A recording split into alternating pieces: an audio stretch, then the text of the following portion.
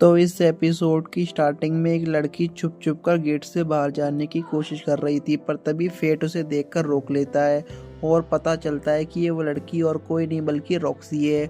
जिसे देखकर फेट उसे पूछता है कि आपने ऐसे कपड़े क्यों पहने हैं, जिस पर रॉक्सी उसे कान में कहती है कि मैं दरअसल एक सीक्रेट मिशन पर जा रही हूँ और ये बात सिर्फ हमारे बीच में ही रहनी चाहिए, क्योंकि अगर हारू को पता चल गया तो वह मेरा जीना हराम कर देगी। जिस पर फेट कहता है कि ठीक है, मैं ये बात किसी को नहीं बताऊंगा। और इसके बाद फेट अपने काम करने के लिए वापस जाने लगता है, पर तभी रॉक्सी उसे पीछे से बुलाकर कहती है कि अब अगर जब तुम्हें पता ही चल गया है तो तुम भी इस मिशन में मेरे साथ चलोगे। अब फिर आगे वह दोनों टाउन के बीच में रास्ते में चल ही रहे थे कि फेट रॉक्सी की लेडी रॉक्सी कहकर बुलाता है, जो सुनकर रॉक्सी कहती है कि तुम मुझे मेरे नाम से नहीं बुला सकते, वरना सबको पता चल जाएगा कि मैं कौन हूँ। जिस पर फेट सॉरी बोलता है, आई एम रियली सॉरी। और रॉक्सी कहती है कि तुम आज के लिए मुझे लेक्सी बुला सकते हो। उसी वक्त ग्रेड उसे कहता है कि वाह बेटे, जवानी के मजे कर रहे हो। जिस पर फेट उस पर चिल्लाते हुए कहता है कि अपना मुंह बंद रखो। जिस पर रॉक्सी सुन लेती है और वो फेट से माफ़ी मांगने लगती है। जिस पर फेट कहता है कि अरे नहीं नहीं, आपको माफ़ी मांगने की ज़रूरत नहीं है, मैं ये आपको नहीं बोल रहा था। आगे रॉक्सी कहती है कि असल में हम दोनों साथ में टाउन के अंदर जा रहे थे तो मैं थोड़ा एक्साइटेड हो गई थी, जिसे सुनकर दोनों शर्माने लगते हैं। पर तभी गेड उसे दोबारा तंग करते हुए कहता है कि ओहो आय हाय मजे मजे। फिर फेट कहता है कि अब आगे कुछ बोला तो यहीं ज़मीन पर पटक के फेंक दूंगा। तभी रॉक्सी उसे रोक लेती है और कहती है कि तुम्हें अपने स्वॉर्ड के साथ ऐसा नहीं करना चाहिए, वैसे मैंने आज तक तुम्हारा स्वॉर्ड कभी नहीं देखा। ये सुनकर फेट डर जाता है कि रॉक्सी को कहीं उसकी ग्लूटिन स्किल के बारे में पता न चल जाए, और इसी शौक में अचानक से उसके हाथ से स्वॉर्ड गिर जाती है, जिसे रॉक्सी पकड़ लेती है। आगे वो स्वॉर्ड को देखकर कहती है कि इसे तो थोड़ी मरम्मत की ज़रूरत है, चलो मैं तुम्हें हमारी फैमिली शॉप पर लेकर जाऊंगी। आगे वे लोग टाउन में आकर वहीं पर एक फ्रूट शॉप पर ग्रेप्स टेस्ट करते हैं, और असल में ग्रेप्स भी उसी की फैमिली के गार्डन से होते हैं, जो कि खाने में काफ़ी टेस्टी थे। जिस पर रॉक्सी अचानक से बोल पड़ती है कि टेस्टी कैसे नहीं होंगे, हमारे गार्डन के जो हैं। और ये बात वो शॉप ओनर भी सुन लेता है और हैरान रह जाता है कि तुम्हारे गार्डन के।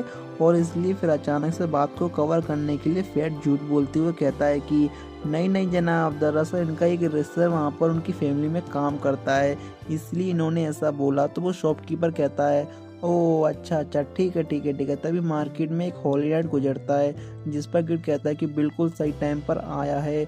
जिस पर फेट उसे चुप रहने के लिए कहता है, चुप रहो तुम चुप रहो। लेकिन इसे वो होल नाइट सुन लेता है और उसके पास आता है। तो फेट उसके पैरों में गिरकर माफ़ी मांगता है कि माफ़ करना जनाब, गलती हो गई, माफ़ करना। जिस पर वो नाइट एकदम कूदता है, उसे अपने पैरों से मारने वाला होता है कि तभी रॉक्सी उसे रोकने के लिए कहती है, और आवाज़ सुनकर उसको देखकर नाइट को लगता है कि उसने उसे कहीं देखा है। और फिर रॉक्सी धीरे से कहती है लवर बनने का नाटक करो, लवर, जिसे किसी को शक नहीं होगा। जो सुनकर फेट शॉक हो जाता है और कहता है कि क्या लवर। और फिर वो फेट का हाथ पकड़ा कहती है ए जी, मैंने आपके लिए आज खाना बनाया था, आपने क्यों नहीं खाया। जिसे सुनकर सब लोग सोचने लगते हैं कि लेडी रॉक्सी तो एक हॉली नाइट है, उन्हें खाना बनाना तो बिल्कुल भी नहीं आता होगा, तो ये लेडी रॉक्सी तो नहीं हो सकती। हाँ भैया, ये तो कोई और ही है। और इसी मौके का फ़ायदा उठाकर वो दोनों वहाँ से निकल जाते हैं। लेकिन जब रॉक्सी ने फेट का हाथ पकड़ रखा था, तब फेट को उसके मन की बात सुनाई दे रही थी कि मैंने आज तक किसी लड़के का हाथ नहीं पकड़ा और मेरी हार्ट बीट भी काफ़ी तेज़ हो रही है। अब ये उसके मन की बात सुनने के बाद फेट थोड़ा शर्मा कर हड़बड़ा जाता है और उसे अपना हाथ दूर कर लेता है। इसके बाद वो दोनों घूमते घूमते ज्वेलरी शॉप पर जाते हैं, जहाँ पर उन्हें कुछ स्टोन दिख रहे थे। जिस पर शॉपकीपर उन्हें कहता है कि अरे आइए भाई साहब, आइए भाभी जी, आइए आइए हमारी दुकान पर आइए, दरअसल आपको इन स्टोन के अंदर कुछ भी मिल सकता है, इसलिए ये पूरी आपकी किस्मत के भरोसे है। तभी गिड फेट से कहता है कि ये तो तुम अपनी आइडेंटिटी स्किल के आराम से पता कर सकते हो कि इसके अंदर क्या है। अब आगे जब रॉक्सी और फेट चल रहे थे तो वो कुछ लोगों को बात करते हुए सुनते हैं, जिसमें से एक आदमी कह रहा था कि भैया तुमने उन्हें मरे हुए गोब्लिन्स की खबर सुनी, माना जा रहा है कि ये कोई शायद खूंखार मॉन्स्टर है जिसने ऐसा किया है, और तो और शायद उसी ने काफ़ी गोब्लिन्स की ईयर्स को चर्च के सामने रखे होंगे। और ये सुनकर रॉक्सी से पूछती है कि क्या आप लोग इसके बारे में मुझे थोड़ा और बता सकते हो। जिस पर वो लोग कहते हैं कि बहन जी, हमें इसके बारे में ज़्यादा नहीं पता, माफ़ करिएगा। आपको किसी वॉरियर से इसके बारे में पूछना चाहिए।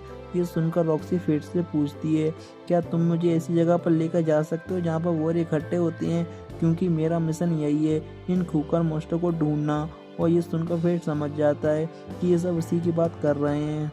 आगे फेट उसे अपने उस बार में ले जाता है जहाँ पर वो पहले खाना खाने के लिए जाया करता था, लेकिन बारटेंडर उसे देखकर हैरान रह जाता है क्योंकि उसे लग रहा था कि फेट मर चुका है।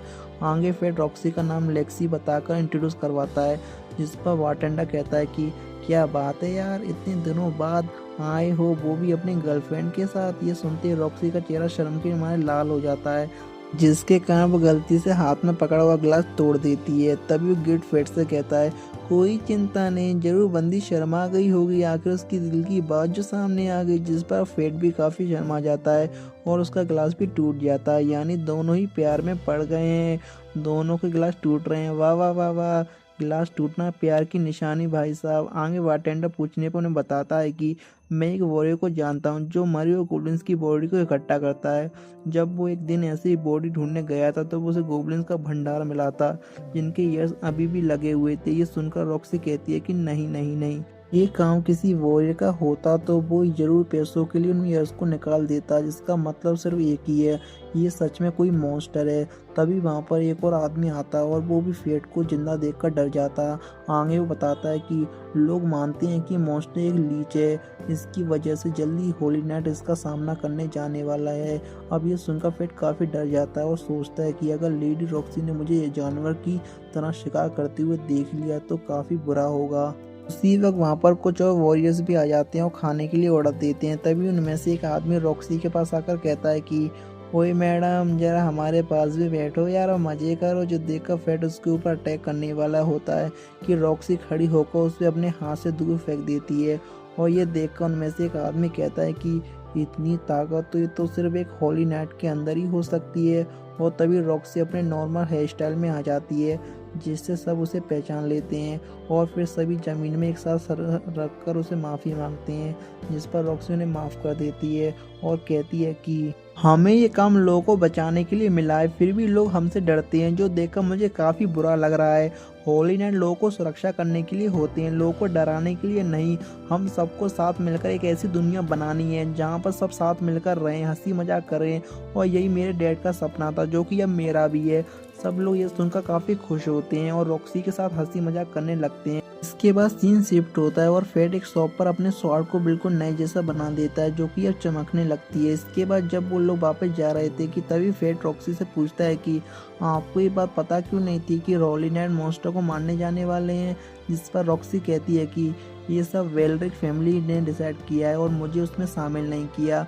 उसी पर उन्हें फिर से होली नाइट की आवाज़ सुनाई देती है और जब वो लोग जाकर देखते हैं कि वो तीनों होली नाइट एक बच्चे को परेशान कर रहे थे।